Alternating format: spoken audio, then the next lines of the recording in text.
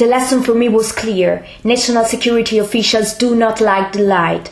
They act abusively only when they believe they are safe in the dark. Secrecy is the linchpin of abuse of power. Transparency is the only real antidote. Glenn Greenwald put the lights on the national security officials thanks to Edward Snowden's revelations. This is what Greenwald's latest book, No Place to Hide, is about. He presented his book in Italy, revealing his first contacts with Cincinnatus, alias Edward Snowden, and the consequences of its shocking scoop, starting from the behavioral changes in the usage of Internet by both big companies and common citizens. Behavioral changes in how people use the Internet. A lot of people are unwilling to use American tech companies. Cisco, which is one of the leading American tech companies, blamed their very bad first quarter of 2014 on the NSA stories.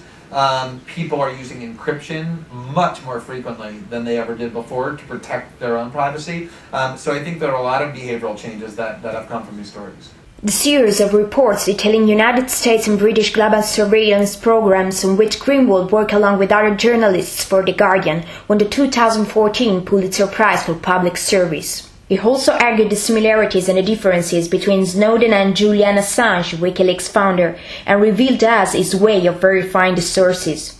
There's a lot of similarities. I think Edward Snowden was actually inspired in part by what WikiLeaks and Chelsea Manning, previously Bradley Manning, did in releasing these documents. But he also wanted to study what happened there and to learn lessons about how to do it better.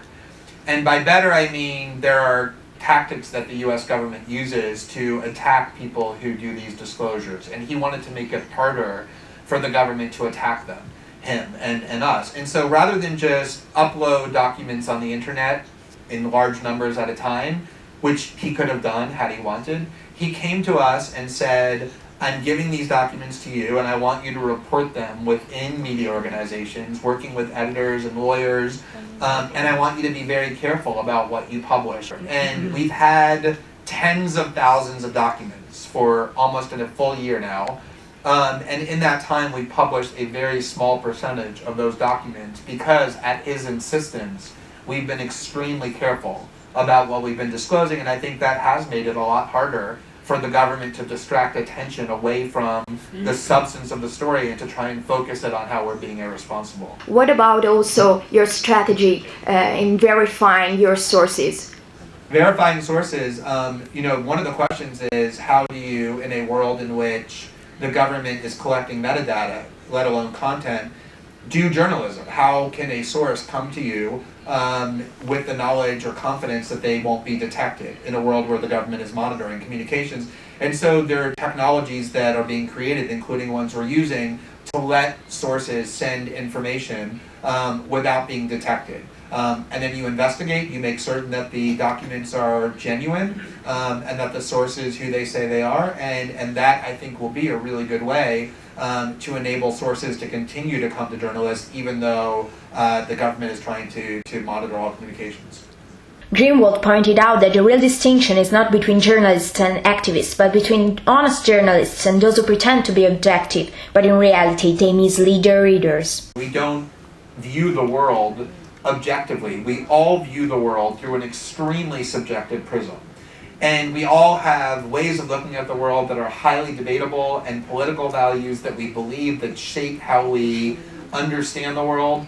And so to me, the difference is not between journalists who express their opinions and journalists who don't have opinions, because I don't believe there are any such journalists. To me, the difference is between journalists who are honest about the subjective assumptions they're making and about the political values they believe in so that readers can know what it is that journalists believe as they read them, versus journalists who pretend not to have those opinions, who try and mislead their readers. I really think that one of the main reasons that media institutions around the world have lost so much credibility is because with the internet, people now realize that this authority is fraudulent. It does not exist. There are all kinds of allegiances and loyalties and subjectivity that shape how these big media institutions report while they pretend that they're being objective. And this journalist versus activist debate, I think, is complete fiction because every journalist is an activist, whether they admit that or not. He answered our question about his new experience at The Intercept and anticipated that he's working on new scoops. What about your experience, your new experience at The Intercept? So the idea of The Intercept is that, you know, in general, if you find a way to do independent journalism, you create a blog or you start a website, you can be really independent, but you don't have the resources you need to do serious investigative journalism.